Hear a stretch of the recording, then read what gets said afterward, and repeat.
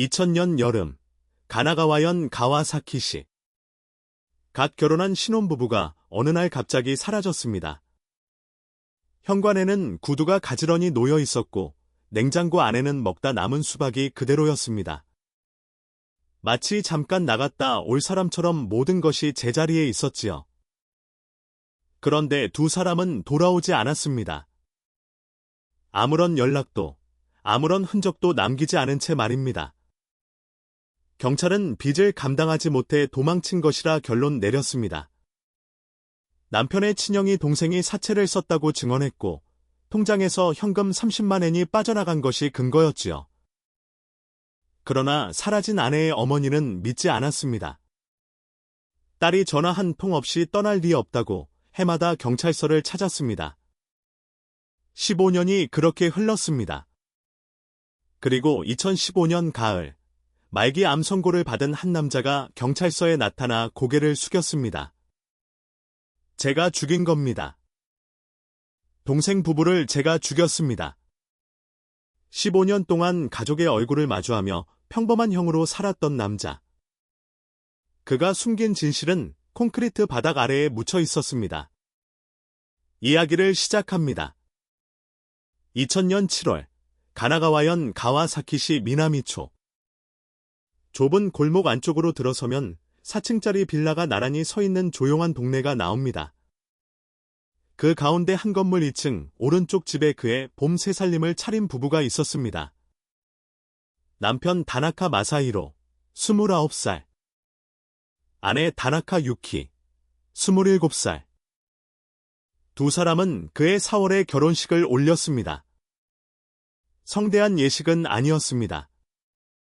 가와사키시 내에 있는 작은 웨딩홀에서 양가 친척과 가까운 친구 몇 명만 모아 소박하게 치른 결혼이었죠. 마사히로는 아버지 다나카 시게루가 운영하는 인쇄소에서 일하고 있었습니다. 미나미초에서 걸어서 15분 거리에 있는 30년 된 작은 인쇄소였지요.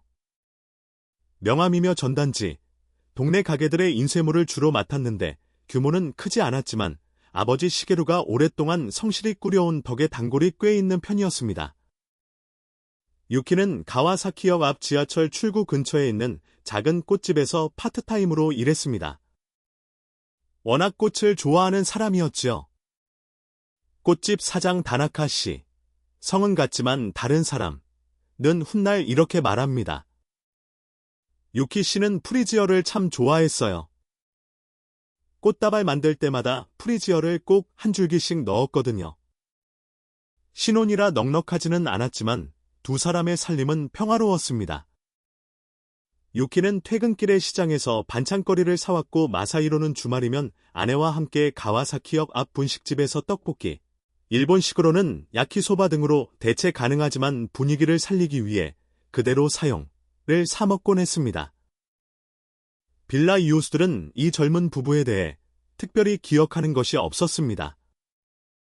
조용하고 예에 바르며 평범했다는 것, 그것이 전부였습니다. 그런 부부가 사라진 것은 7월의 어느 금요일이었습니다. 그날도 무더운 여름날이었습니다. 한낮 기온이 32도를 넘겼고 빌라 복도까지 매미 소리가 울려 퍼지던 때였지요. 유키는 그날도 꽃집에 출근해 하루를 보냈습니다. 오후 5시쯤 퇴근했고 저녁 7시경에 꽃집 사장에게 전화를 걸었습니다. 사장님, 내일 아침에 출근할게요. 사장은 그래, 내일 결혼식 꽃 주문이 있으니까 9시까지 나와라고 답했습니다. 유키는 밝은 목소리로 네, 알겠습니다 하고 전화를 끊었지요. 이것이 유키가 세상에 남긴 마지막 말이었습니다. 다음 날 토요일 아침, 꽃집 사장은 9시가 넘도록 유키가 나타나지 않자 집으로 전화를 걸었습니다. 신호는 갔지만 아무도 받지 않았습니다. 몇 번 연락을 남겨도 회신이 없었지요. 바쁜가 보다 하고 넘겼습니다. 결혼한 지 석 달밖에 안 된 세대이니 무슨 일이 있겠거니 싶었던 겁니다. 일요일에도 연락이 닿지 않았지만 사장은 그리 대수롭지 않게 여겼습니다. 주말이니까 어디 다녀오는 걸 수도 있으니까요. 문제는 월요일이었습니다. 7월의 그 월요일 아침, 인쇄소에 가장 먼저 도착하는 사람은 늘 아버지 시게루였습니다. 61살의 시게루는 새벽 6시면 일어나 인쇄소 셔터를 올리는 것이 30년 된 습관이었지요. 7시 반이 되자 큰아들 켄지가 출근했습니다. 8시가 넘어도 마사히로는 오지 않았습니다. 시게루가 집에 전화를 걸었습니다. 신호만 울릴 뿐 아무도 받지 않았습니다. 몇 번을 걸어도 역시 회신이 없었지요. 혹시 몸이 안 좋은가? 시게루는 대수롭지 않게 생각하며 오전을 보냈습니다. 그러나 점심이 지나도 아들에게서 아무 연락이 없자 슬슬 걱정이 되기 시작했습니다. 오후 2시, 시게루는 인쇄소를 켄지에게 맡기고 미나미초 빌라로 향했습니다. 빌라 2층 오른쪽 현관문 초인종을 눌렀지만 안에서 인기척이 없었습니다. 문을 두드려도 마찬가지였지요. 시게루는 1층으로 내려가 관리인을 찾았습니다. 건물 관리인에게 사정을 설명하고 예비 열쇠를 빌려 다시 2층으로 올라갔습니다. 철컥. 자물쇠가 돌아가는 소리와 함께 현관문이 열렸습니다. 집안은 조용했습니다. 너무 조용했습니다. 시게루가 가장 먼저 본 것은 현관 신발장 옆에 가지런히 놓인 구두 한 켤레였습니다. 마사히로의 검은색 구두와 유키의 베이지색 단화. 마치 주인이 잠깐 안에 있기라도 한 것처럼 반듯하게 정리되어 있었지요. 마사히로야. 대답이 없었습니다. 시게루는 신발을 벗고 안으로 들어갔습니다. 거실은 깨끗이 정돈되어 있었습니다. 텔레비전 리모컨이 소파 위에 놓여 있었고 식탁 위에는 마사히로의 휴대폰. 2000년 당시 일본에서는 휴대폰보다 삐삐가 흔했지만 삐삐는 일본에서 포켓벨로 불렸습니다. 여기서는 삐삐 대신 휴대폰으로 설정해도 무방하나 삐삐의 특성을 살리기 위해 포켓벨로 표현하겠습니다. 이 충전기에 꽂힌 채 놓여 있었습니다. 부엌을 보았습니다. 싱크대에 설거지가 되지 않은 그릇 2개가 있었습니다. 냉장고를 열자 랩을 씌운 반쪽짜리 수박이 눈에 들어왔습니다. 그 옆에 두부와 우유 한 팩도 보였지요. 안방에 들어서자 이불이 대충 접혀 있었고 옷장 문이 살짝 열려 있었습니다. 유키의 원피스, 마사히로의 셔츠, 여름 옷가지들이 옷걸이에 걸린 채 그대로였습니다. 아무도 없었습니다. 집에는 사람의 온기가 완전히 식어 있었습니다. 시게루는 그제야 등줄기가 서늘해지는 것을 느꼈습니다. 시게루가 119에 전화를 건 오후 3시 무렵이었습니다. 미나미 파출소에서 경관이 먼저 출동해 집안을 확인했고 곧 가와사키 미나미 경찰서 형사과에 연락이 갔습니다. 사건을 배당받은 것은 다자와 테츠오 경위였습니다. 다자와는 수사 경력 12년 차의 중견 형사였습니다. 과묵한 성격에 눈이 날카로운 사람이었지요. 그는 빌라에 도착하자마자 집안을 천천히 돌아보았습니다. 현관의 구두, 식탁 위의 포켓배, 냉장고 속 수박, 싱크대에 설거지 안 된 그릇. 다자와는 안방 옷장을 유심히 살폈습니다. 옷장 아래쪽에 작은 여행용 가방이 들어갈 만한 빈자리가 있었습니다. 양쪽으로 겨울 이불과 상자가 밀려나 있는 것이 무언가 하나를 빼낸 흔적이었죠. 그리고 한 가지 더 유키의 화장대 앞에 기초 화장품 몇 가지는 남아 있었지만 파우치 하나가 보이지 않았습니다. 다자와는 수첩을 꺼내 메모했습니다. 여행 가방 1개 부재, 화장품 파우치 부재, 일부 짐을 챙긴 흔적 그 위에 다시 적었습니다. 그런데 왜 포켓벨을 두고 갔나?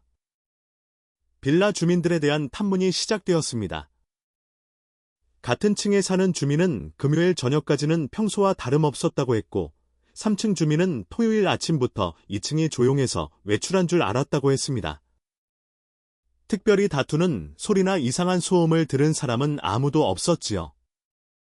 그 시각 유키의 친정어머니 야마다 하나코가 빌라에 도착했습니다. 하나코는 64살의 여인이었습니다. 요코하마에서 작은 분식집을 하는 사람이었는데 유키의 시아버지 시게루에게서 전화를 받자마자 택시를 타고 달려온 것이었지요. 하나코는 안방으로 들어가 옷장을 훑어보고 화장대를 살피고 서랍장을 하나씩 열었습니다. 그리고 경찰에게 단호하게 말했습니다. 유키가 화장품을 챙기면서 포켓벨을 두고 갔을 리가 없어요. 다자와가 물었습니다. 왜 그렇게 생각하십니까? 우리 유키는 포켓벨을 항상 가지고 다녀요. 밥 먹을 때도 옆에 놔두고 잘 때도 머리맡에 두는 아이예요. 화장품 안 가져가면 가져갔지. 포켓벨을 안 가져갈 애가 아닙니다. 다자와는 그 말을 수첩에 적어 두었습니다. 하지만 그때까지만 해도 그것은 수많은 참고 진술 중 하나일 뿐이었습니다. 수사의 첫 번째 실마리는 통장에서 나왔습니다.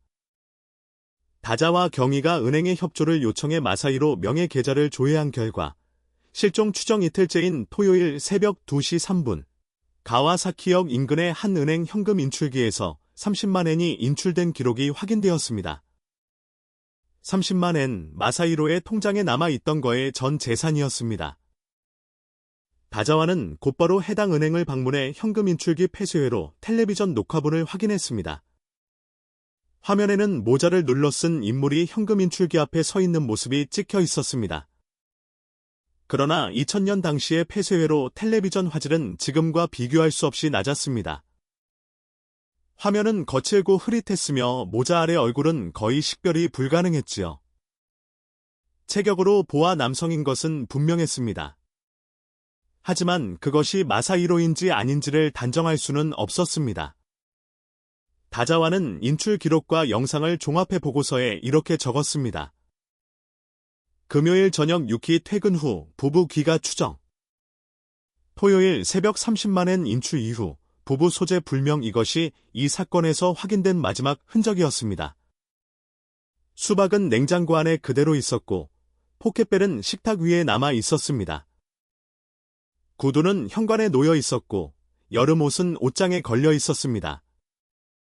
다만 여행 가방 하나가 없었고 화장품 파우치 하나가 없었고 통장에서 30만 엔이 빠져 있었습니다. 이것이 2000년 7월 가와사키시 미나미초 신혼부부 실종 사건의 시작이었습니다. 떠난 것인지 사라진 것인지 그 답을 찾는 데에는 앞으로 15년이라는 시간이 더 필요했습니다. 사건 접수 이틀째, 다자와 경위는 가족 면담부터 시작했습니다. 실종 사건에서 가장 먼저 살펴야 할 것은 가까운 사람들입니다. 부부 사이에 문제가 있었는지, 금전적인 어려움이 있었는지, 누군가와 다툰 일은 없었는지. 다자와는 그 원칙에 따라 마사히로의 가족을 한 사람씩 만나기 시작했습니다.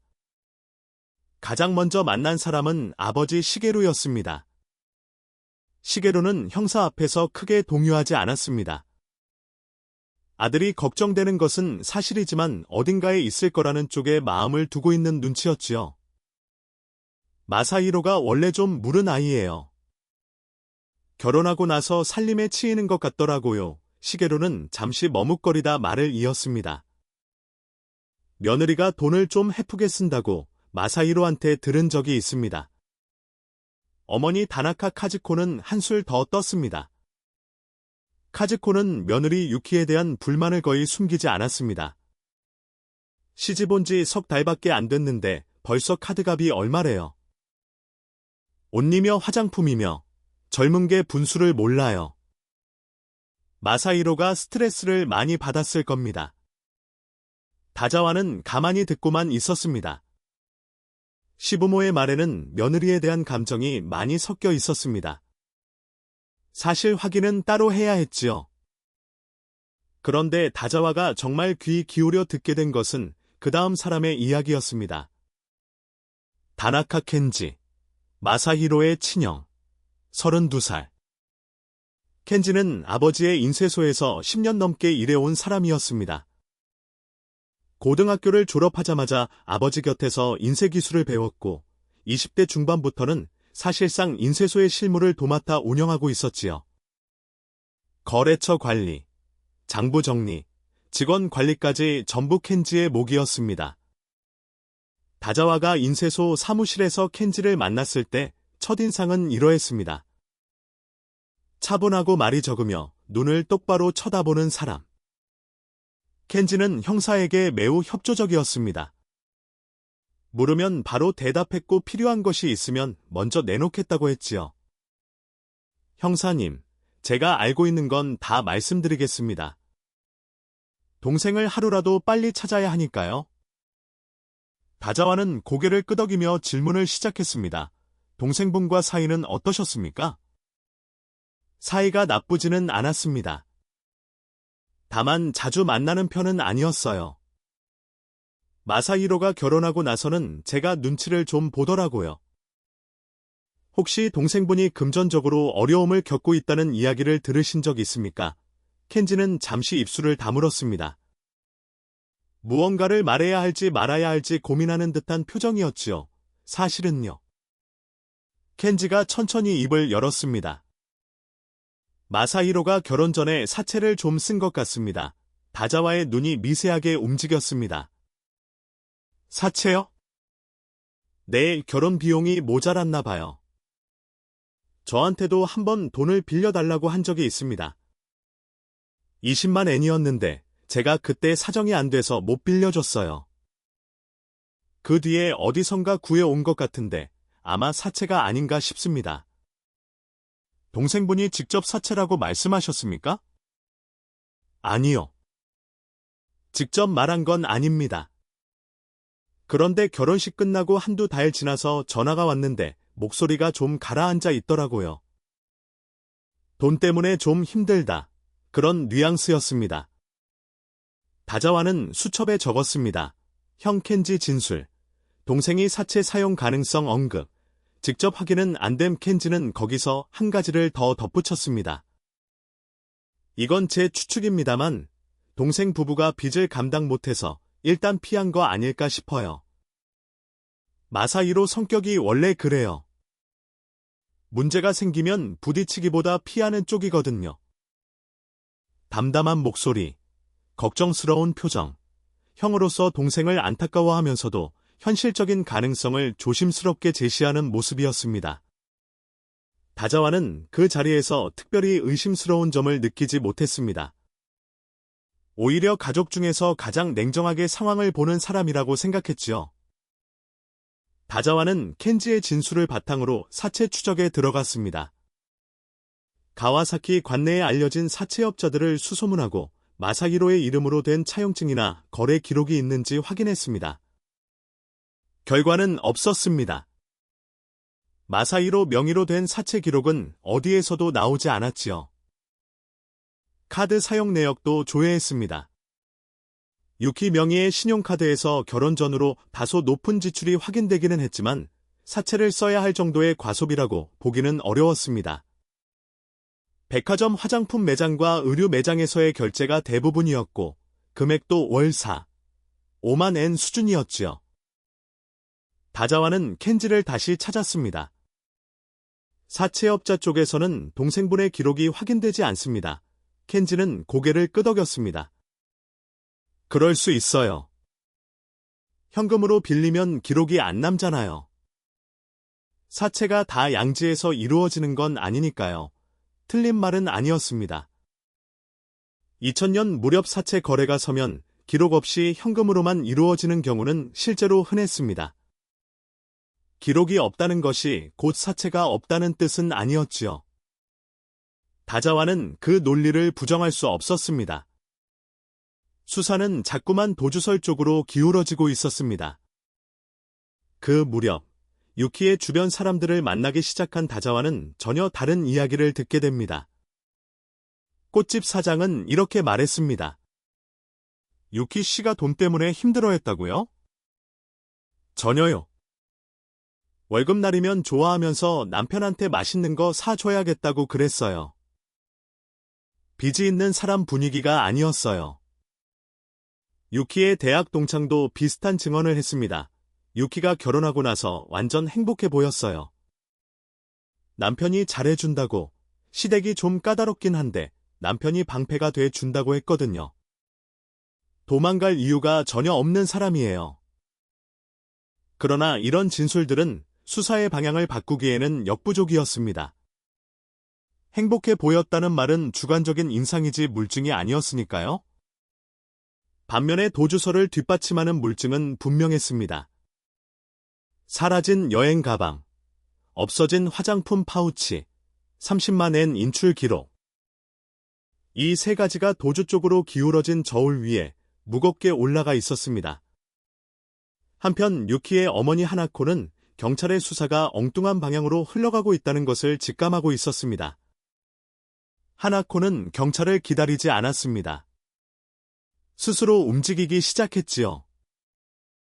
요코하마에서 가와사키까지 버스를 타고 와서 미나미초 빌라 주변을 한 집 한 집 돌았습니다. 문방구, 슈퍼마켓, 세탁소, 부동산. 딸의 사진을 들고 다니며 물었습니다.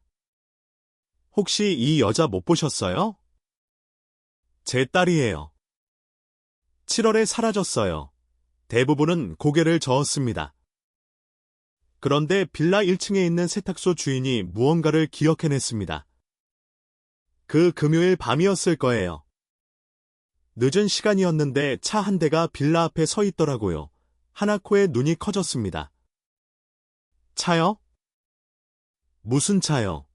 주인은 기억을 더듬었습니다. 짙은 색이었어요. 검정이었는지 남색이었는지는 잘 모르겠는데 뒷문을 열고 뭔가를 싣는 것 같았어요. 누가요? 누가 싣었어요? 그건 잘 못 봤어요. 어두웠으니까. 남자인 것 같기는 했는데. 그 차가 몇 시쯤이었어요? 밤 11시는 넘었을 거예요. 저도 가게 정리하고 나오는 길이었거든요. 하나코는 그 자리에서 한참을 서 있었습니다. 금요일 밤 11시, 유키가 꽃집 사장에게 마지막 전화를 한 지 4시간 뒤였습니다. 하나코는 곧장 경찰서로 갔습니다. 다자와 경위를 만나 세탁소 주인의 증언을 전했지요. 다자와는 메모를 했습니다. 그러나 차량의 색상, 번호, 운전자 인상 어느 것도 특정할 수 없는 증언이었습니다. 수사에 활용하기엔 너무 모호했지요. 확인은 해보겠습니다만 그 차가 이 사건과 관련 있다고 단정하기는 어렵습니다. 하나코는 형사의 말을 듣고 입술을 깨물었습니다. 반박할 말이 있었지만 그것을 논리적으로 설명할 방법을 알지 못했습니다. 다만 이것만은 확실했습니다. 딸은 도망간 게 아니라는 것, 무언가 나쁜 일이 벌어졌다는 것 어머니의 직감이었습니다. 그 직감을 증명할 증거가 없다는 것이 문제였지요. 8월이 지나고 9월이 되었습니다. 수사는 사실상 멈춰 있었습니다. 새로운 단서는 나오지 않았고 마사히로와 유키의 행적은 어디에서도 포착되지 않았습니다. 전국의 역이나 터미널에서 이 부부를 목격했다는 신고도 없었지요. 9월 말, 가와사키 미나미 경찰서 형사과에서 사건 검토 회의가 열렸습니다. 다자와는 수사 경과를 보고했고 결론은 이어졌습니다. 현재까지 확인된 정황을 종합하면 채무 문제 등 개인 사정에 의한 잦은 실종, 즉 가출로 판단됩니다. 사건은 가출인 수배로 전환되었습니다. 형사과에서 생활안전과로 서류가 넘어갔습니다. 그것은 사실상 수사의 종결을 의미하는 것이었지요. 하나코는 며칠 뒤 경찰서에서 그 사실을 통보받았습니다. 민원실 복도, 하나코는 의자에 앉아 한참을 울었습니다. 우리 딸이 가출이라니요? 우리 유키가 엄마한테 전화 한 통 없이 도망칠 애가 아닙니다. 제발 다시 좀 찾아주세요. 접수 담당자는 안타까운 표정을 지었지만 해줄 수 있는 것은 없었습니다. 절차에 따라 처리된 것이니까요. 하나코는 한참을 울다가 자리에서 일어났습니다. 그리고 요코하마로 돌아가는 버스를 탔습니다. 차창 밖으로 가와사키의 거리가 스쳐 지나갔습니다. 유키가 걸어 다녔을 길, 유키가 꽃을 다듬던 가게가 있는 거리. 하나코는 창밖을 보며 속으로 다짐했습니다. 포기하지 않겠다고. 내년에도, 그 다음 해에도 다시 경찰서를 찾아가겠다고. 딸이 어디에 있든, 무슨 일이 있었든 반드시 찾아내겠다고. 그날 저녁, 인쇄소 사무실에 홀로 앉은 남자가 있었습니다. 켄지였습니다. 사무실, 형광등 불빛 아래에서 켄지는 장부를 펼쳐놓고 계산기를 두드리고 있었습니다. 얼굴에는 아무런 감정이 없었지요. 인쇄소 앞, 도로에 가로등 불빛이 길게 늘어져 있었습니다. 여름이 끝나가고 있었습니다. 가와사키의 밤은 고요했습니다. 그 고요함 속에서 진실은 깊이 잠들어 있었습니다. 2000년의 여름이 지나고 가을이 오고 겨울이 왔습니다. 가와사키시 미나미초 빌라 2층 오른쪽 집은 석 달째 비어 있었습니다. 관리비가 밀리기 시작했고 집주인은 시게루에게 연락해 짐을 빼달라고 했지요. 시게루는 큰아들 켄지와 함께 빌라를 찾았습니다. 두 사람은 말없이 신혼집의 살림을 정리했습니다. 냉장고 속 수박은 이미 까맣게 물러 있었고 식탁 위에 포켓벨은 배터리가 다른 채 꺼져 있었습니다. 켄지가 안방 옷장에서 유키의 옷을 꺼내 박스에 담았습니다. 하얀 블라우스, 꽃무늬 치마, 유키가 즐겨 입던 연보라색 카디건. 켄지의 손이 잠깐 멈췄지만 그것은 아주 짧은 순간이었습니다. 시게루가 아들의 등 뒤에서 한숨을 쉬었습니다. 마사히로, 그 녀석 대체 어디서 뭘 하고 있는 건지 켄지가 조용히 대답했습니다. 언젠가는 연락이 오겠지요. 그러나 언젠가는 끝내 오지 않았습니다. 첫 번째 겨울이었습니다.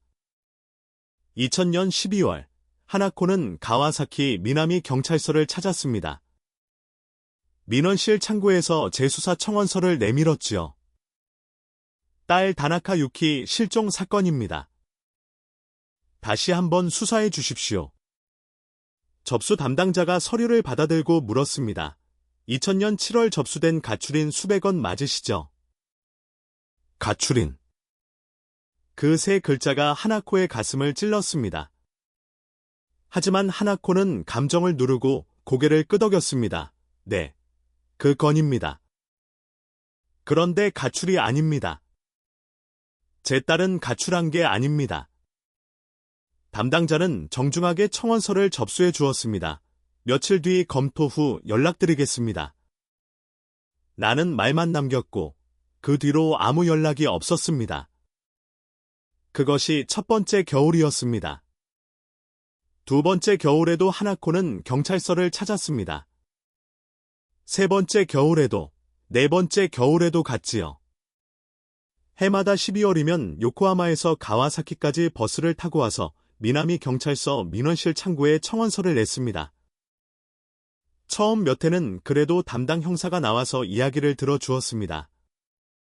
다자와 경위는 2002년에 다른 부서로 이동했지만 후임 형사가 하나코를 만나 안부처럼 이야기를 나누었지요. 어머니, 새로운 단서가 없으면 수사를 재개하기가 어렵습니다. 하나코는 매번 같은 대답을 들었습니다. 매번 같은 표정으로 고개를 숙였다가 다시 등을 곧게 펴고 경찰서를 나섰습니다. 다섯 번째 겨울이 지나자 담당 형사도 바뀌었습니다. 여섯 번째 겨울에는 민원실 직원이 하나코의 이름을 기억하지 못했습니다. 청원서를 내밀자 전산을 검색하고 나서야 2000년 사건이요 하고 고개를 끄덕였지요. 일곱 번째 겨울, 하나코는 청원서와 함께 딸의 사진을 한 장 끼워 넣었습니다. 결혼식 날 찍은 사진이었습니다. 흰 웨딩드레스를 입고 활짝 웃는 유키의 얼굴. 이 아이입니다. 이 아이를 찾고 있습니다. 사진 속의 유키는 27살인 채로 웃고 있었습니다. 하나코는 그 사진을 볼 때마다 생각했습니다. 유키가 살아있다면 올해 34살이구나. 유키가 살아있다면 아이도 있었을 텐데. 그런 생각을 하면 가슴이 먹먹해졌지만 눈물은 더 이상 잘 나오지 않았습니다. 처음 몇 해는 경찰서를 나서면 버스 안에서 내내 울었는데 어느 해부터인가 울음이 마르기 시작했습니다. 슬프지 않아서가 아니었습니다. 슬픔이 몸 깊은 곳에 박혀 들어가 뼈가 되어 버렸기 때문이었지요. 세월은 사건과 상관없이 흘러갔습니다. 2002년, 일본은 한일 월드컵으로 들썩였습니다. 온 나라가 붉은 물결 속에서 환호했지만 하나코의 하루는 달라지지 않았습니다. 요코하마의 작은 분식집에서 떡볶이를 볶고 김밥을 말고 손님상을 치우는 하루. 그리고 가게 문을 닫으면 어김없이 딸의 사진을 꺼내보는 밤. 2003년. 남편 야마다 다케시가 당뇨 합병증으로 입원했습니다. 다케시는 원래 말이 적은 사람이었지만 병원 침대에 누운 뒤로는 더욱 말이 없어졌습니다. 가끔 창밖을 멍하니 바라보다가 아내가 오면 한마디만 했습니다. 유키 소식은 하나코가 고개를 저으면 다케시는 고개를 돌리고 더 이상 묻지 않았습니다. 그 사이 켄지의 삶은 순탄하게 이어지고 있었습니다. 아버지 시게루는 2003년 무렵 건강이 나빠졌습니다. 폐에 문제가 생긴 것이었지요. 30년 가까이 인쇄소에서 잉크 냄새와 종이 먼지를 마시며 일한 대가였습니다. 시게루는 인쇄소 운영을 사실상 켄지에게 넘기고 자신은 한 발 물러나 쉬기 시작했습니다. 원래 계획이라면 인쇄소와 건물을 두 아들에게 반반씩 나눠줄 생각이었지요. 하지만 작은 아들 마사히로는 이미 실종된 지 3년이 넘은 상태였습니다. 2005년 봄, 시게루는 지병이 악화되어 세상을 떠났습니다. 65살이었지요. 장례식에 친척들이 모였습니다. 마사히로 부부의 빈자리가 눈에 띄었지만 아무도 크게 언급하지 않았습니다. 어디선가 잘 살고 있겠지 하는 것이 대부분의 생각이었으니까요. 장례가 끝난 뒤 유산 정리가 이루어졌습니다. 켄지는 법원에 동생에 대한 실종 선고를 청구했고 실종이 확정된 뒤 인쇄소와 건물을 단독으로 상속받았습니다. 켄지는 인쇄소를 몇 년 더 운영하다가 2008년경 인쇄업의 사양화에 따라 가게를 접었습니다. 그러나 건물은 팔지 않았습니다. 1층과 2층을 소규모 사무실과 학원으로 임대해 안정적인 월세 수입을 올리기 시작했지요. 켄지에게는 이미 가정이 있었습니다. 사건이 일어나기 전인 1997년에 3살 연하의 여성 스즈키 아키코와 결혼했고 이듬해 아들 켄스케가 태어났지요. 아버지 사후, 켄지는 가와사시 중부의 아파트로 이사했고 차도 바꾸었습니다. 바깥에서 보기에 켄지는 흠잡을 데 없는 사람이었습니다. 아버지의 사업을 물려받아 성실하게 운영한 장남. 실종된 동생을 대신해 어머니를 모시는 효자. 살림을 잘 꾸리는 가장. 명절이면 어머니 카즈코를 찾아뵙고 아버지 산소에 성묘를 갔습니다. 동네 사람들은 켄지 씨 참 듬직하다 하고 칭찬했지요. 아무도 의심하지 않았습니다. 아무도. 2008년 가을, 다케시가 세상을 떠났습니다. 오랜 투병 끝이었습니다. 마지막까지 의식이 있었던 다케시는 임종 자리에서 아내의 손을 잡고 한마디를 남겼습니다. 유키를 찾아다오. 하나코는 남편의 손을 꽉 쥐고 고개를 끄덕였습니다. 눈물은 나오지 않았습니다. 아까 말한 것처럼 오래전에 마른 눈물이었으니까요. 다케시의 장례를 치르고 분식집 문을 다시 열고 다음 날부터 또 떡볶이를 볶았습니다. 하나코에게는 그것밖에 할 수 있는 일이 없었습니다. 가게를 지키는 것, 그리고 딸을 찾는 것, 이 두 가지가 이 여인을 버티게 하는 전부였지요. 그해 겨울에도 하나코는 가와사키 미나미 경찰서를 찾았습니다. 9번째 겨울이었습니다. 2010년, 가와사키 미나미 경찰서 강력팀의 이토 줄리치로라는 경위가 부임했습니다. 이토는 38살의 형사였습니다. 가나가와 현 경찰본부 광역수사대에서 근무하다 가와사키로 온 사람이었지요. 꼼꼼한 성격의 과거 사건 파일 검토를 즐기는 다소 독특한 취향의 형사였습니다. 부임 첫 해, 이토는 강력팀 서류 보관함을 정리하다가 오래된 사건 파일 하나를 발견했습니다. 2000년 7월 가와사키시 미나미초 신혼부부 실종 사건. 가출인 수배 전환. 수사 종결 이토는 퇴근 후에도 그 파일을 가지고 있었습니다. 보고서를 한 장씩 넘기며 읽었습니다. 다자와 경위의 수사 기록, 가족 진술 조서, 통장 거래 내역, 폐쇄회로 텔레비전 캡처 사진, 그리고 맨 뒤에 끼워져 있는 하나코의 재수사 청원서 여러 통, 이토는 청원서를 하나씩 읽었습니다. 해마다 같은 시기에 접수된 청원서. 글씨체가 해가 갈수록 흔들리는 것이 눈에 들어왔습니다. 처음에는 또박또박 정갈했던 글씨가 나중에는 삐뚤빼뚤해져 있었지요. 이토는 파일을 덮고 천장을 올려다보았습니다. 그리고 수첩을 꺼내 몇 가지를 적었습니다. 의문점 하나, 현금 인출 시각, 토요일 새벽 2시. 도주라면 왜 한밤중에 인출했는가? 의문점 둘, 포켓벨을 두고 감 도주라면 연락수단을 챙기는 것이 상식. 의문점 셋, 형 진술의 사책. 기록 전무, 확인된 것 없음. 이토는 다자와를 만나고 싶었습니다. 퇴직한 다자와의 연락처를 수소문에 전화를 걸었습니다. 다자와는 요코하마의 항경비 업체에서 일하고 있었지요. 두 사람은 가와사키역 근처의 허름한 다방에서 만났습니다. 그 사건 말이야. 다자와는 커피잔을 내려놓으며 말했습니다. 나도 좀 걸리는 게 있었어. 그런데 증거가 없었어. 형의 말이 다 앞뒤가 맞고 물증은 도주 쪽만 가리키고 있었으니까. 포켓벨은요? 그게 제일 마음에 안 들었지.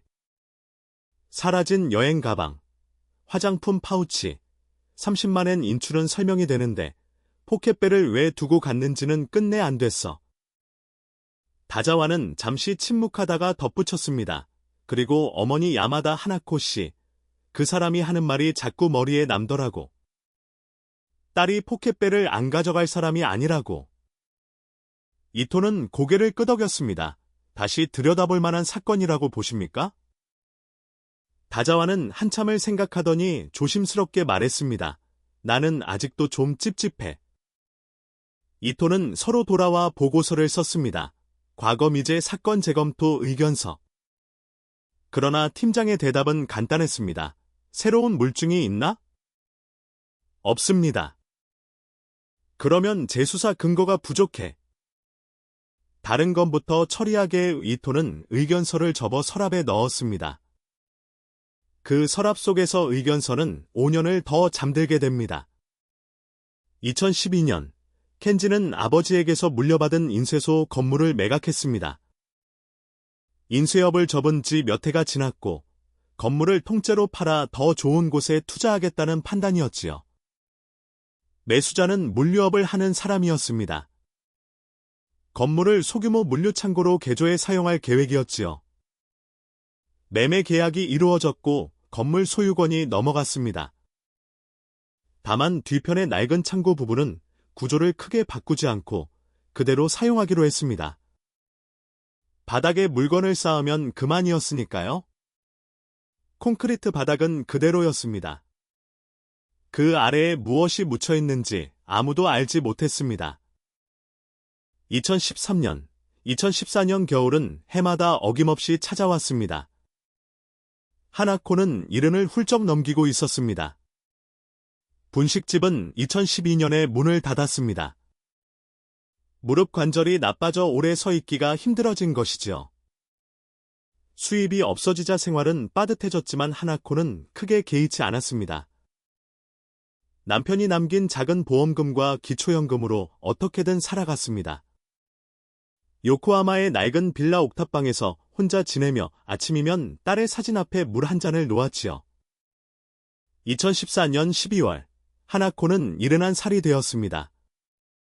그의 겨울은 유난히 추웠습니다. 하나코는 두꺼운 패딩 점퍼에 목도리를 두르고 지팡이를 짚고 버스 정류장으로 걸어갔습니다. 요코하마에서 가와사키까지 가는 버스를 탔습니다. 버스에서 내려 미나미 경찰서까지 걸어가는 길이 예전보다 훨씬 멀게 느껴졌습니다. 무릎이 시큰거렸고 바람이 얼굴을 때렸지요. 민원실 창구에 도착했습니다. 하나코는 접수대 위에 청원서를 올려놓았습니다. 올해도 직접 손으로 쓴 청원서였습니다. 접수 담당자가 서류를 보고 전산을 확인했습니다. 2000년 7월 사건이시네요. 어머니, 매년 와 주시는군요. 하나코는 고개를 끄덕였습니다. 올해도 부탁드립니다. 담당자가 청원서를 접수했습니다. 하나코는 복도 의자에 앉아 잠시 쉬었습니다. 무릎이 욱신거려 바로 일어나기가 힘들었지요. 복도를 사람들이 오가고 있었습니다. 하나코는 그 자리에 앉아 사라진 딸을 생각했습니다. 유키가 살아있다면 올해 41, 유키가 살아있다면 어쩌면 손주도 있었을 나이. 하나코는 지팡이를 잡고 천천히 일어섰습니다. 그리고 다시 버스를 타러 걸어갔습니다. 15번째 겨울이 다가오고 있었습니다. 그 겨울이 지나면 봄이 올 것이고, 여름이 올 것이고, 또 가을이 올 것입니다. 그런데 그 가을에 이 이야기의 모든 것이 달라지게 됩니다. 2015년 3월, 켄지는 며칠째 이어지는 옆구리 통증의 동네 내과를 찾았습니다. 대수롭지 않게 여겼습니다. 술자리가 좀 잦았으니 간이 피곤한 거겠거니 그 정도로 생각했지요. 내과 의사가 초음파를 보더니 표정이 달라졌습니다. 큰 병원에 가서 정밀 검사를 한번 받아보시는 게 좋겠습니다. 켄지는 그제야 불안해졌습니다. 일주일 뒤, 가와사키 시립병원에서 검사를 받았습니다. 결과는 간암이었습니다. 그것도 상당히 진행된 상태였지요. 담당 의사가 조심스럽게 말했습니다. 솔직히 말씀드리면 수술이 어려운 단계입니다. 항암 치료로 진행을 늦추는 방향으로 가야 할 것 같습니다. 켄지는 한참 동안 아무 말이 없었습니다. 진료실을 나와 병원 복도 의자에 앉아서 창밖을 멍하니 바라보았습니다. 봄이었습니다. 병원 정원의 벚나무에 꽃이 피어 있었지요. 켄지의 머릿속에 어떤 생각이 스쳤는지 그것은 알 수 없습니다. 다만 그날 이후로 켄지의 얼굴에서 웃음이 사라졌다고 아내는 훗날 진술했습니다. 항암 치료가 시작되었습니다. 4월부터 격주로 병원을 오가며 치료를 받았습니다. 머리카락이 빠지기 시작했고 체중이 줄었습니다. 여름이 되자 눈에 띄게 수척해졌지요. 켄지는 가족에게 병명을 숨기려 했습니다. 간에 좀 문제가 있어서 치료받는 거다. 크게 걱정할 것 없다. 아내에게도 어머니 카즈코에게도 그렇게만 말했습니다. 그러나 아내 아키코는 눈치를 채고 있었습니다. 남편이 한밤중에 화장실에서 구토하는 소리를 듣고 몰래 병원에 전화해 상태를 물었지요. 의사는 보호자임을 확인한 뒤에 사실을 알려주었습니다. 말기암, 남은 시간이 길지 않다는 것, 아키코는 그 사실을 혼자 감당해야 했습니다. 남편에게 안다는 내색을 하지 못했고 아들 켄스케에게는 더더욱 말할 수 없었지요. 가을이 왔습니다. 9월의 어느 저녁이었습니다. 켄지는 거실 소파에 앉아 텔레비전을 보고 있었습니다. 몸이 많이 약해져서 외출을 거의 하지 못하는 상태였지요. 아들 켄스케가 자기 방에서 나와 식탁에 앉으며 말했습니다. 아빠, 학교에서 과제가 나왔는데요. 켄지가 고개를 돌렸습니다. 무슨 과제? 가족 역사 조사요. 우리 집안에 대해서 쓰는 건데 할아버지 이야기도 넣으려고요. 켄스케는 고등학교 2학년이었습니다. 17살, 아버지를 닮아 얼굴이 갸름하고 눈이 큰 소년이었지요. 할아버지가 인쇄소를 하셨잖아요. 그 이야기를 쓰려는데 삼촌 이야기도 좀 넣고 싶어서요. 켄지의 손이 미세하게 떨렸습니다. 리모컨을 잡고 있던 손에 힘이 들어갔지요. 삼촌? 네, 삼촌이랑 숙모가 사라졌잖아요. 그 이야기를 할머니한테 들었거든요. 삼촌이 빚 때문에 도망갔다고 켄스케는 아무렇지 않은 표정이었습니다. 자기가 태어나기도 전에 일어난 일이니 이 소년에게 그것은 먼 과거의 이야기일 뿐이었지요. 아빠, 삼촌이 진짜 도망간 거예요. 평범한 질문이었습니다. 17살 아들이 과제를 하다가 던진 아무런 의심도 없는 질문이었지요. 그런데 켄지는 대답하지 못했습니다. 입을 열었다가 다물었습니다. 아들의 눈을 보다가 고개를 돌렸습니다. 응, 그래. 도망간 거야. 켄지는 그렇게 말하고 자리에서 일어났습니다. 방으로 들어가 문을 닫았습니다. 켄스케는 의아한 표정으로 닫힌 문을 바라보았습니다. 아버지가 왜 저러는지 이해하지 못했지요. 그날 밤이었습니다. 아키코가 잠자리에 들려고 안방에 들어갔을 때 켄지가 침대 가장자리에 앉아 있었습니다. 불을 끄지 않은 채 벽을 바라보고 있었지요. 여보, 왜 그래요? 어디 아파요? 켄지는 고개를 저었습니다. 한참 침묵이 흘렀습니다. 아키코가 옆에 앉아 남편의 손을 잡으려 하자 켄지가 먼저 입을 열었습니다. 아키코야. 응. 나 경찰서에 가야 할 것 같아. 아키코의 손이 멈추었습니다. 경찰서? 갑자기 무슨 경찰서? 켄지는 아내의 얼굴을 보지 않았습니다. 벽을 향한 시선 그대로 놨고 건조한 목소리로 말했습니다. 켄스케한테 거짓말을 못하겠어. 아키코는 무슨 뜻인지 바로 이해하지 못했습니다. 켄지는 더 이상 설명하지 않았고 그날 밤은 그렇게 끝났습니다. 그러나 며칠 뒤 켄지는 아내에게 다시 말했습니다. 이번에는 좀 더 구체적으로. 마사히로 일 때문이야. 내가 경찰서에 가서 할 이야기가 있어. 아키코의 얼굴에서 혈색이 빠졌습니다. 무슨 이야기를 하려는 건데요? 켄지는 대답하지 않았습니다. 다만 아내의 눈에서 공포가 번지는 것을 보았지요. 제발 묻지 마. 그 한마디가 전부였습니다.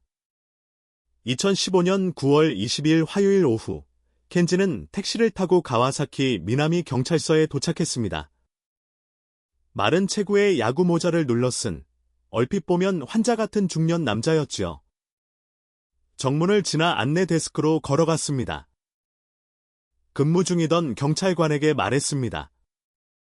자수하러 왔습니다. 경찰관이 고개를 들었습니다. 자수요? 무슨 일로 오셨습니까? 켄지는 잠시 숨을 고르더니 또박또박 말했습니다.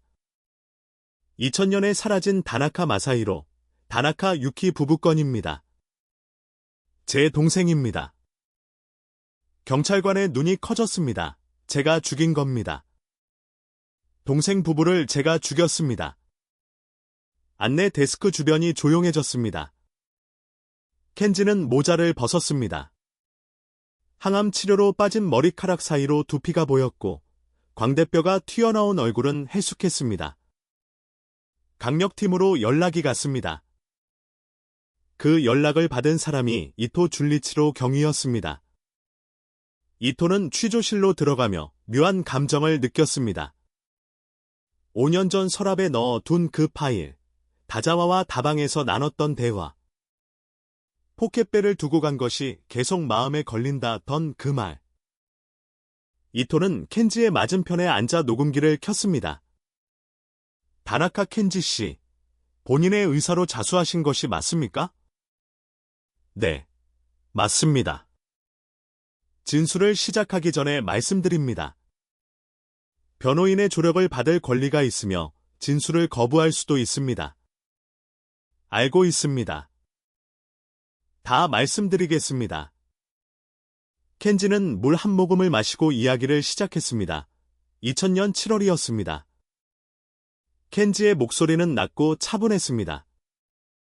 감정을 억누르고 있는 것이 아니라 이미 오래전에 감정을 정리해둔 사람의 어조였지요. 그해 초, 아버지가 말씀하셨습니다. 인쇄소랑 건물을 마사히로한테도 반을 주겠다고. 이토가 물었습니다. 그 말을 듣고 어떤 생각이 드셨습니까? 켄지는 잠시 침묵했습니다. 화가 났습니다.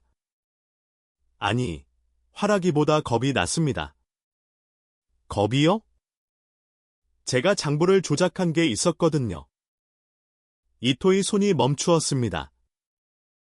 켄지의 진술은 이러했습니다. 인쇄소의 실무를 도맡아 운영하면서 켄지는 2000년 이전 몇 년에 걸쳐 사업자금 수천만 엔을 몰래 빼돌렸습니다. 주식에 투자하기 위해서였지요. 1998년 외환위기 이후 바닥을 친 주가가 회복세를 보이자 큰돈을 벌 수 있으리라 생각한 것이었습니다. 그러나 결과는 참담했습니다. 투자금 대부분을 잃었고 그 손실을 메우기 위해 인쇄소 장부를 조작해 빼돌린 돈의 흔적을 감추었지요. 아버지 시게루는 실무를 켄지에게 맡겨둔 터라 장부를 꼼꼼히 들여다보지 않았습니다. 켄지는 그 틈을 이용해 몇 년간 장부를 꾸며왔지요. 그런데 아버지가 재산을 두 아들에게 나누겠다고 선언한 순간 모든 것이 위태로워졌습니다. 재산 분할을 하려면 장부를 정리해야 하잖아요. 세무사가 들어와서 장부를 들여다보는 순간 돈이 빠져나간 게 다 드러날 겁니다. 횡령 사실이 발각되면 아버지의 신뢰를 잃는 것은 물론이고 형사 고발까지 당할 수도 있었습니다. 10여 년간 쌓아온 모든 것이 무너질 판이었지요. 처음에는 마사히로한테 상속을 포기하라고 설득할 생각이었습니다. 설득하셨습니까? 한번 이야기를 꺼냈습니다. 내가 인쇄소 일을 한 것도 아닌데 반을 가져가는 게 맞냐고. 그랬더니 마사히로가 그러더군요. 아버지가 주신다는데 형이 왜 그러냐고. 켄지는 손을 맞잡았습니다. 그때부터 다른 생각이 들기 시작했습니다. 범행 당일 2000년 7월 금요일 밤 켄지는 동생 부부에게 전화를 걸었습니다. 아버지가 재산 문제로 셋이서 이야기하자고 하셔 라며 저녁에 인쇄소로 오라고 했지요. 밤 9시쯤 마사히로와 유키가 인쇄소에 도착했습니다. 아버지는 없었습니다. 켄지가 아버지가 좀 늦으신다고 했습니다. 켄지는 동생 부부를 뒤편 창고로 안내했습니다. 사무실이 좁으니 창고에 있는 테이블에서 이야기하자고 했지요. 창고 안에서 무슨 일이 있었는지 켄지는 그 부분을 말할 때 처음으로 목소리가 떨렸습니다. 마사히로를 먼저 때렸습니다. 뒤에서 쇠파이프로 이토는 아무 말 없이 들었습니다. 마사히로가 쓰러졌고 유키가 비명을 질렀습니다. 유키도. 켄지는 말을 멈추고 고개를 숙였습니다. 한참 뒤에 다시 입을 열었습니다. 두 사람 다 그 자리에서 숨졌습니다. 창고에는 인쇄소에서 쓰던 공구들이 있었습니다. 켄지는 밤새 창고 바닥을 파고 시신 두구를 묻었습니다. 그 위에 시멘트를 발라 바닥을 다시 메웠지요. 시멘트는 미리 준비해둔 것입니까? 네, 그러면 계획적인 범행이었습니까? 켄지는 고개를 끄덕였습니다. 며칠 전부터 준비했습니다. 이토는 숨을 내쉬었습니다. 그리고 다음 질문으로 넘어갔습니다. 범행 후 은폐도 치밀했습니다. 켄지는 새벽에 동생의 신혼집으로 갔습니다. 여분의 열쇠를 가지고 있었지요. 결혼할 때 동생이 형, 비상용으로 하나 가지고 있어라며 건넨 열쇠였습니다. 집에 들어가 작은 여행 가방 하나에 유키의 화장품 파우치와 옷 몇 벌을 넣었습니다. 마치 부부가 짐을 꾸려 떠난 것처럼 보이도록.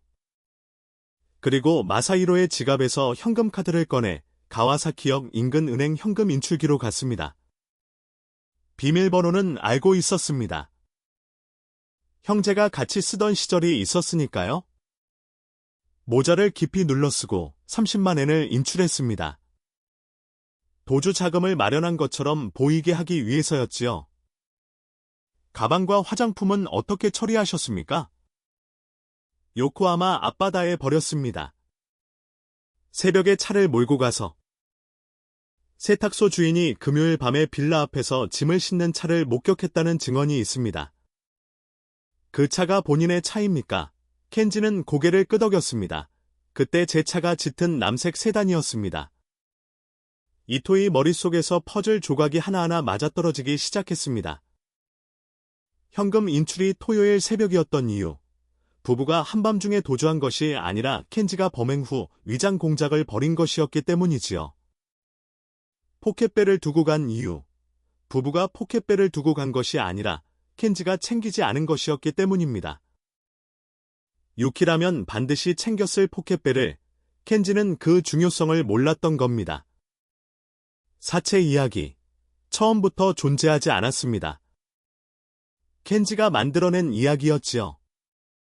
수사의 방향을 돌리기 위한 거짓 증언이었습니다. 15년 전 다자와 경희가 느꼈던 찝찝함. 하나코가 포켓벨을 두고 갈 애가 아니다 라고 했던 그 말, 모든 것이 여기에서 하나로 이어졌습니다. 진술이 끝난 뒤 이토는 즉시 영장을 청구했습니다. 압수수색 영장이 발부되었고 수사팀이 옛 인쇄소 건물로 향했습니다. 건물은 2012년에 매각되어 소규모 물류창고로 사용되고 있었습니다. 현 소유자에게 사정을 설명하고 협조를 구했지요. 수사팀이 뒤편 창고로 들어갔습니다. 바닥에는 물류 상자들이 쌓여 있었고 그 아래로 낡은 콘크리트 바닥이 드러나 있었습니다. 상자들을 치우고 바닥을 살폈습니다. 켄지가 진술한 위치. 창고 안쪽 오른편 벽에서 약 1m 떨어진 지점. 콘크리트 표면을 자세히 보니 주변과 색이 미세하게 다른 부분이 있었습니다. 나중에 덧바른 부분이었지요. 15년이 지났지만 흔적은 완전히 사라지지 않았습니다. 굴착 작업이 시작되었습니다. 콘크리트를 깨고 그 아래 흙을 조심스럽게 파내려갔습니다. 약 70cm. 삽이 무언가에 닿았습니다. 작업이 중단되고 이후로는 붓과 소도구를 이용한 정밀 발굴이 이루어졌습니다. 가나가와 현 경찰 과학수사연구소 감식반이 현장에 투입되었지요. 흙 속에서 드러난 것은 두 구의 유골이었습니다. 나란히 누운 채로 15년을 그 자리에 있었습니다. 현장에 있던 이토는 한참 동안 그 자리에 서 있었습니다. 아무 말도 하지 않았습니다. 유골의 신원 확인 작업이 시작되었습니다. 남성 유골의 신원은 두 가지 방법으로 확인되었습니다. 먼저 생전 치과 기록과 유골의 치아를 대조했습니다. 마사히로가 2000년 이전에 치료받은 기록이 해당 치과에 남아 있었지요. 치아의 충전물 위치와 형태가 일치했습니다. 추가로 형 켄지와의 혈연 관계를 확인하기 위해 DNA 대조가 실시되었습니다. 형제 간 DNA 감정 결과 혈연 관계가 확인되었습니다. 여성 유골의 신원 확인은 친모 하나코의 DNA 대조로 이루어졌습니다. 가나가와 현 경찰 과학수사연구소에서 하나코에게 연락이 갔습니다. DNA 시료 채취에 협조해 달라는 요청이었지요. 하나코는 그 전화를 받는 순간 모든 것을 알아차렸습니다. 딸을 찾았구나. 딸이 죽었구나.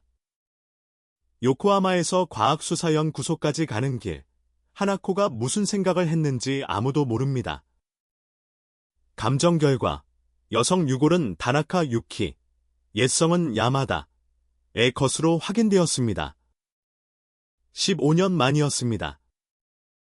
15번의 겨울을 지나 마침내 딸이 돌아온 것이었습니다. 차가운 뼈의 모습으로.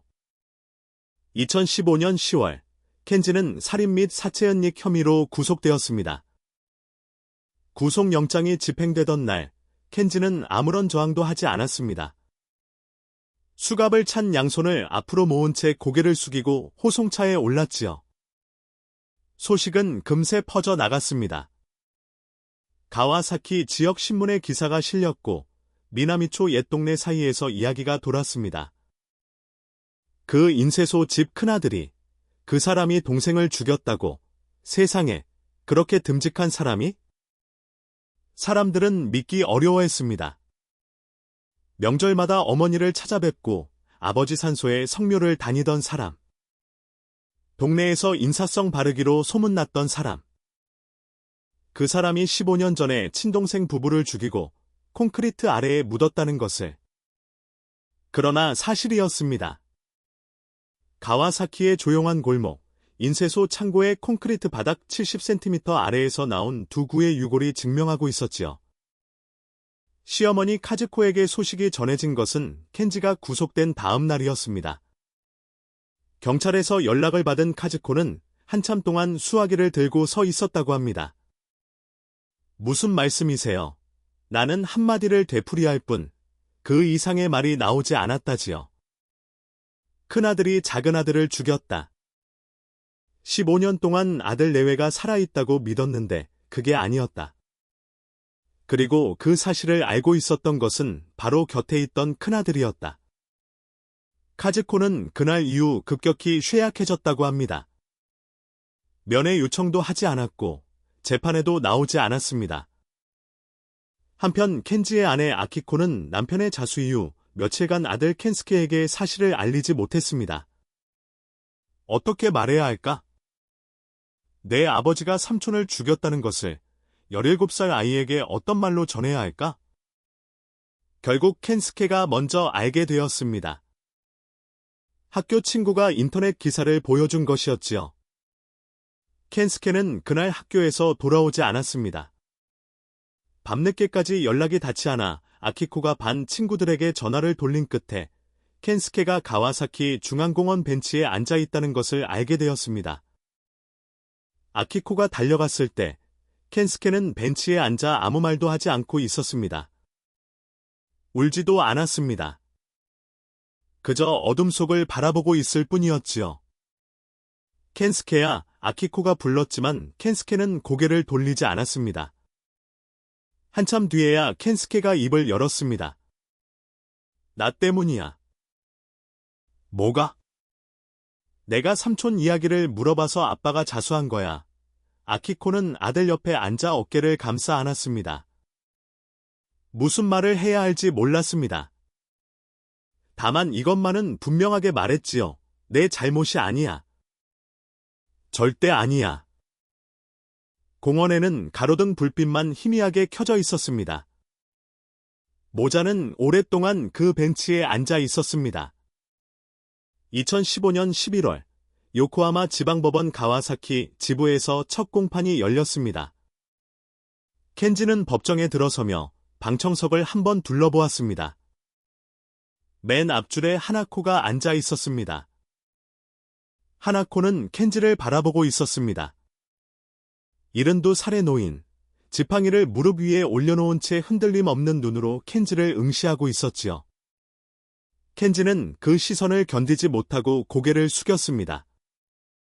재판은 비교적 빠르게 진행되었습니다. 켄지가 모든 혐의를 인정했기 때문입니다. 검찰은 범행의 계획성, 15년간의 조직적 은폐, 수사방해를 위한 허위 진술, 유족에 대한 이중의 기만을 낱낱이 지적했습니다. 피고인은 친동생과 제수를 계획적으로 살해한 뒤 시신을 은닉하고 허위 진술로 수사를 방해했습니다. 그뿐만 아니라 피해자의 친정가족이 15년간 딸을 찾아 헤매는 동안 진실을 알면서도 침묵했습니다. 그 침묵은 또 하나의 폭력이었습니다. 켄지의 변호인은 자수와 반성, 말기 암투병 중인 건강 상태를 참작해 줄 것을 요청했습니다. 재판부가 피고인에게 최후 진술의 기회를 주었습니다. 켄지는 천천히 자리에서 일어났습니다. 마이크 앞에 서서 한참 동안 말을 잇지 못했습니다. 법정이 조용했습니다. 켄지가 입을 열었습니다. 동생한테 미안합니다. 목소리가 갈라졌습니다. 유키 씨한테 미안합니다. 켄지는 방청석의 하나코를 향해 고개를 깊이 숙였습니다. 어머님, 죄송합니다. 하나코는 아무 말이 없었습니다. 표정도 변하지 않았습니다. 15년을 기다린 사람의 얼굴은 그 어떤 사과로도 움직이지 않았습니다. 다만 하나코의 손이 지팡이를 쥔 채 미세하게 떨리고 있었습니다. 그것이 분노인지 슬픔인지 아니면 15년간 억눌러온 모든 감정이 한꺼번에 밀려오는 것인지 그것은 하나코만이 알고 있었지요. 2016년 2월 선고 공판이 열렸습니다. 재판장이 판결문을 읽었습니다. 피고인 다나카 켄지는 재산 상속 과정에서 자신의 횡령 사실이 발각될 것을 우려하여 친동생 다나카 마사히로와 그 배우자 다나카 유키를 계획적으로 살해하고 시신을 은닉한 뒤 허위 진술을 통해 수사를 방해하였습니다. 재판장의 목소리는 낮고 단호했습니다. 피고인은 15년이라는 긴 세월 동안 범행 사실을 숨긴 채 피해자의 유족이 진실을 알 권리를 침해했습니다. 자수한 점과 건강 상태는 참작하나 범행의 계획성과 은폐의 기간 및 악질성에 비추어 엄중한 처벌이 불가피합니다. 선고, 무기징역. 켄지는 고개를 숙인 채 판결을 들었습니다. 항소하지 않겠다고 변호인에게 말했다고 합니다. 선고 이후 켄지는 교도소로 이송되었습니다. 이미 몸이 많이 쇠약한 상태였기에 교도소의 의료시설에서 지내는 시간이 대부분이었지요. 2016년 봄, 켄지의 간암은 급격히 악화되었습니다. 아내 아키코가 마지막 면회를 왔습니다. 유리창 너머로 마주 앉은 두 사람은 한참 동안 말이 없었습니다. 켄스케는 켄지가 먼저 물었습니다. 학교 잘 다니고 있어요. 잘 챙겨줘. 그것이 부부가 나눈 마지막 대화였습니다. 2016년 4월, 켄지는 교도소의 병실에서 사망했습니다. 향년 48세. 유언은 없었습니다. 유골은 유가족에게 인도되었습니다. 마사히로의 유골은 아버지 시게루의 묘에 안장되었습니다. 어머니 카즈코가 혼자서 장례를 치렀지요. 찾아오는 친척은 거의 없었습니다. 카즈코는 작은 아들의 봉분 앞에 서서 무릎을 꿇었습니다. 마사히로야, 엄마가 미안하다. 엄마가 너를 못 찾아줘서 미안하다. 카즈코는 그 자리에서 한참을 울었습니다. 큰아들 때문에 작은아들을 잃었다는 사실을 이 어머니는 앞으로 남은 생을 안고 살아가야 했습니다. 유키의 유골은 친정으로 돌아왔습니다. 하나코는 가나가와현 외곽의 조용한 공원 묘지에 자리를 마련했습니다. 남편 다케시의 묘 바로 옆이었지요. 2016년 5월, 늦은 봄이었습니다. 하나코는 아침 일찍 요코하마의 집을 나섰습니다. 꽃집에 들러 꽃다발 하나를 주문했습니다. 프리지어로 해주세요. 꽃집 주인이 연한 노란색 프리지어를 골라 다발로 묶어주었습니다. 달콤하고 맑은 향기가 봉지 사이로 번져 나왔지요. 버스를 타고 다시 버스를 갈아타고 공원 묘지에 도착한 것은 오전 10시쯤이었습니다. 5월의 햇살이 따스했습니다. 공원 묘지의 잔디밭 위로 바람이 불었고 어디선가 새소리가 들렸습니다. 하나코는 지팡이를 짚고 천천히 언덕을 올라갔습니다. 무릎이 시큰거렸지만 오늘은 서두르지 않았습니다. 서두를 필요가 없었지요. 이제 딸은 도망가지 않으니까요. 유키의 묘 앞에 도착했습니다. 묘비에는 유키의 사진이 있었습니다. 결혼식 날 찍은 사진, 흰 웨딩드레스를 입고 활짝 웃는 27살의 유키. 하나코는 프리지어 꽃다발을 사진 앞에 놓았습니다. 유키가 꽃집에서 일하면서 제일 좋아했다는 꽃다발을 만들 때마다 한 줄기씩 꼭 넣었다던 그 꽃, 하나코는 묘 앞에 천천히 주저앉았습니다. 무릎이 아팠지만 개의치 않았습니다. 딸의 사진을 바라보았습니다. 16년 전, 유키가 사장님, 내일 아침에 출근할게요 라고 밝은 목소리로 전화했던 그날 밤, 그 뒤로 유키의 목소리를 들은 사람은 아무도 없었습니다. 해마다 겨울이면 경찰서를 찾았습니다. 접수대에 청원서를 내밀었습니다. 글씨가 흔들렸습니다. 무릎이 나빠졌습니다. 남편이 떠났습니다. 그래도 갔습니다. 딸이 어디에 있든 무슨 일이 있었든 찾아내겠다고 다짐했으니까요. 그리고 마침내 딸을 찾았습니다. 하나코는 오랫동안 아무 말 없이 앉아 있었습니다. 바람이 풀이지어 꽃잎을 살짝 흔들었습니다. 달콤한 향기가 바람을 따라 퍼져나갔습니다. 마침내 하나코가 입을 열었습니다. 나지막한 목소리였습니다. 세상에서 가장 조용하고 세상에서 가장 오래 참았던 한마디였지요. 유키야, 엄마 왔어. 봄바람이 불었습니다. 프리지어 향기가 묘지 위로 흩어졌습니다.